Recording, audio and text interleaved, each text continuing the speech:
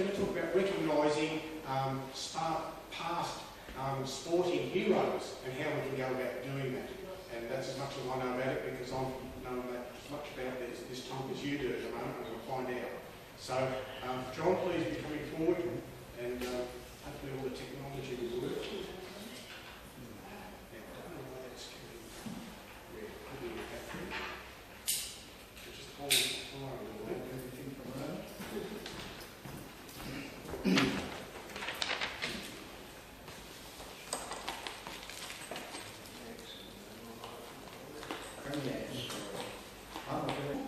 Before I begin tonight's talk, I must thank two people especially.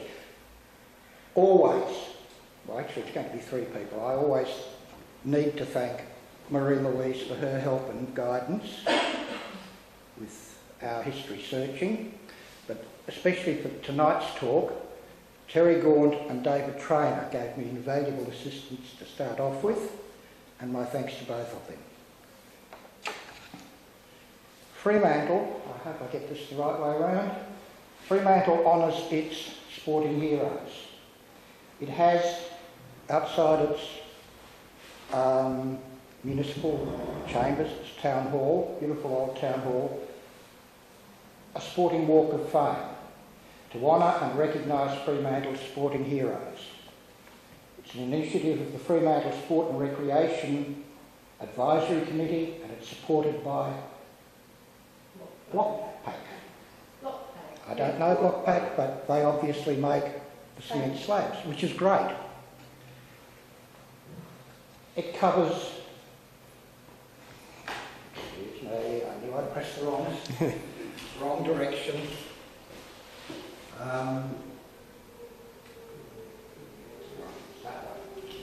That button.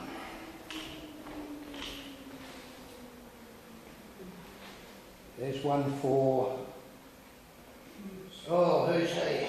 William Truscott. He was a footballer up to 1927.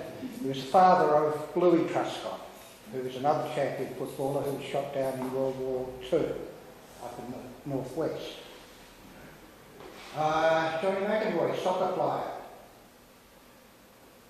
Stephen Michael, one of my favourites. I'm a South Fremantle supporter.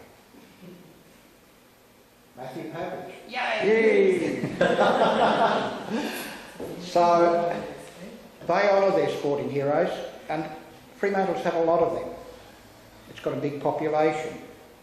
Maylands has a much smaller population, yet has still produced exceptional sporting people. Tonight I would like to put forward a case for a Maylands Sporting Walk of Fame. We had champions in Maylands? Oh yes, more than you might think. So we come to the sporting heroes of Maylands. The criteria I have used are threefold.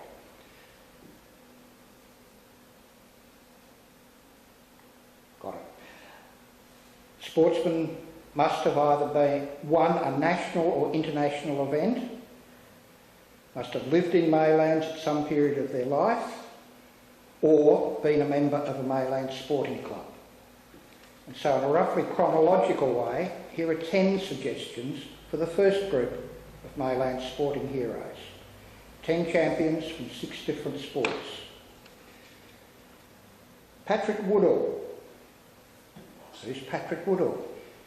He was better known as Paddy Boxall. He was a boxer.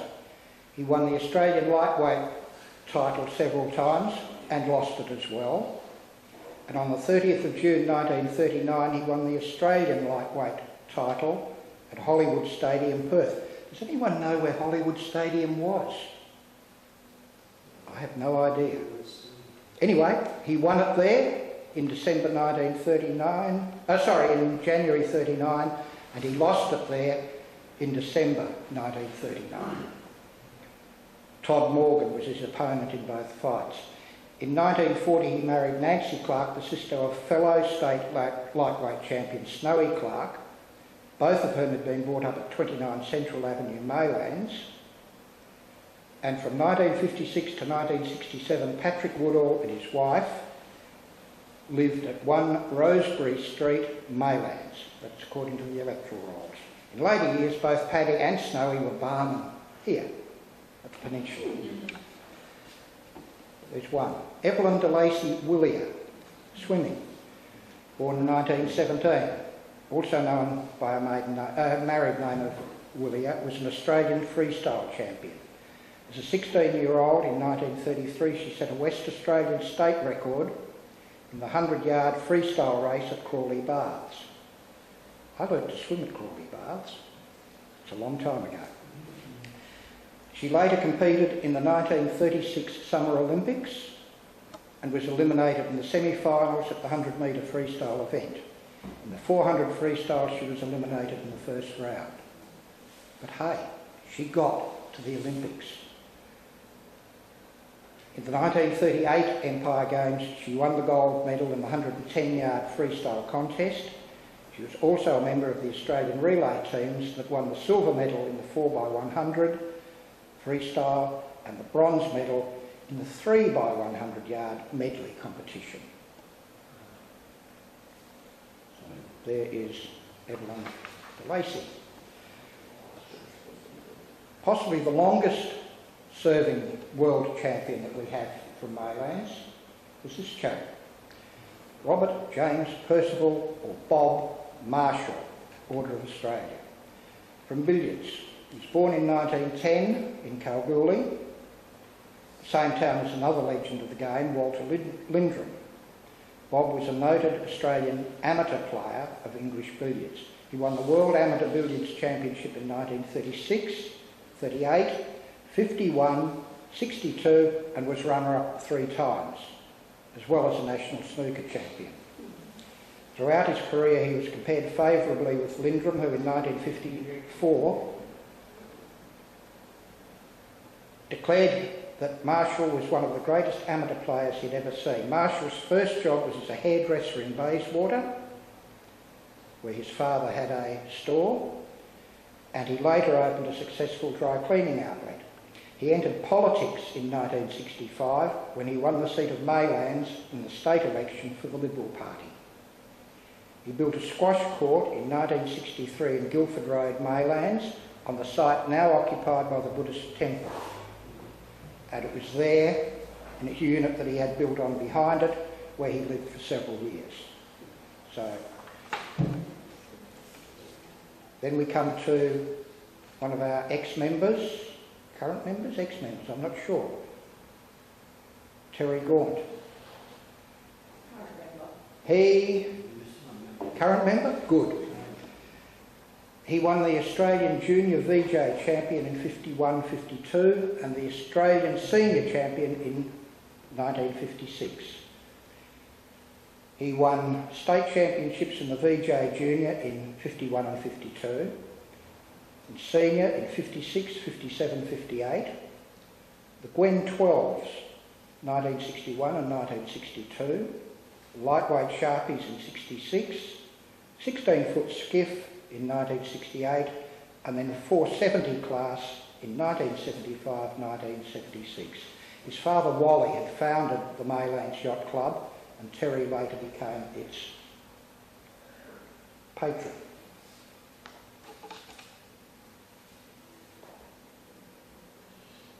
So I found a few bits, and there he is with his trophy after the first of his junior titles.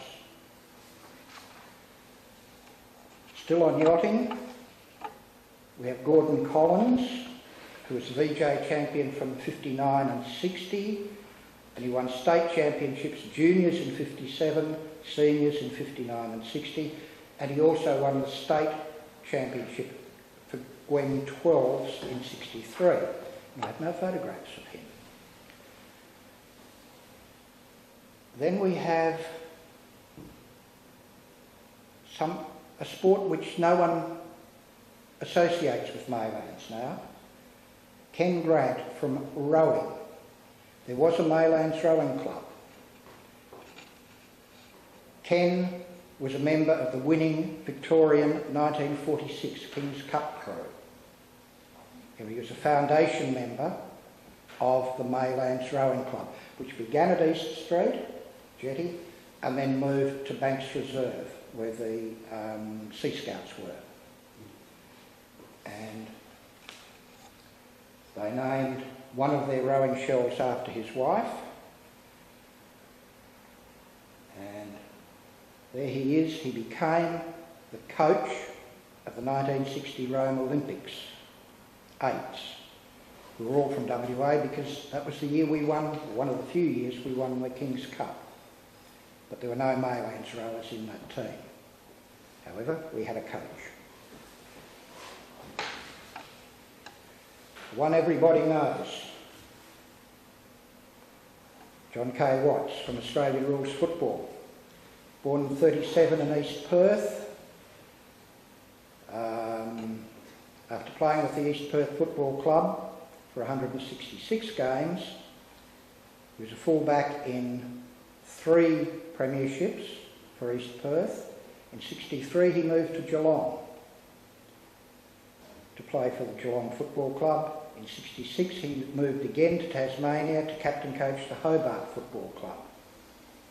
In his first year there he led them to a premiership. This success made him the only Australian rules footballer to have played in 3 premiership sides for 3 different teams in 3 different states. He retired from playing football in 1968. He was always found at all the club's social events, entertaining everyone, as we know he did. And it was during these events that he wrote several club anthems. He wrote the East Perth Football Club song, the Swan Districts Football Club song, and the Geelong Football Club song. In March 2008 he was inducted into the West Australian Football Hall of Fame. Then we have Robert O'Sullivan from Yachting. Moth champion in 1973, 74 and also in 1977-78. He was the Moth World Champion in 1974 in Sweden and in 1977-78 in Brisbane. He was the State Moth Champion for 5 years, around about 1973. That's the only photograph I found of Rob. And we're stuck on yachting. Cliff Burton, Australian champion for moths, 76-77, 79-80, and 14-foot dinghies, 1982-83, 1983-84. So he's won 4 Australian championships. Then we have Brian Plum. He won the Pan-Pacific Moth Championships in Auckland, New Zealand in 1968 and was state champion in moths 63, 64, 65, 66 and 71. And he's a nice guy. And finally, and again I've got no photo, there's Anne Gaunt, Australian champion in the Heron class with 4 wins during the 1990s. And she was state champion also in the Heron class for those same 4 years. So there's a list of 10 very talented and successful Maylands sports people, most of whom have been almost forgotten. Wouldn't it be a fine gesture to begin a Maylands sports person's walk of fame on the paved area just outside the Rise, where so many other Maylands sports people pass on their way to and from their own sporting activities? I'm simply a member of the public and so I have no idea if this is a decision to be made by the Bayswater City Council or by the Rise management. I'd just like to see something go ahead with it. I think it'd be fun. Of course, should such a decision be made, discussions would immediately begin as to who would be in the second batch of inductees. I've limited myself to world and Australian champions. There's no reason why that has to continue.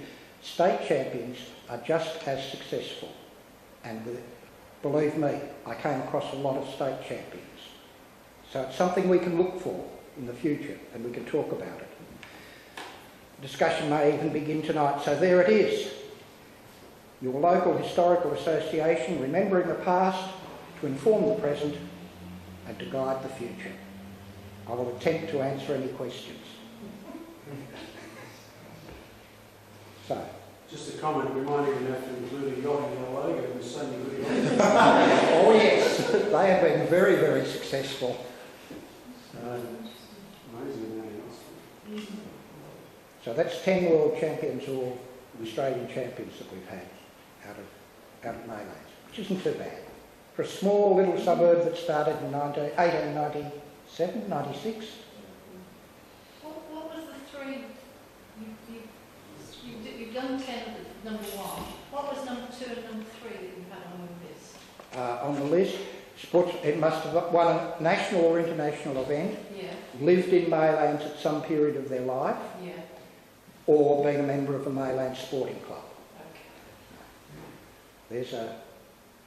And I think the first and third continue as rules that we have to apply. But let's just see how we go. Okay. Look,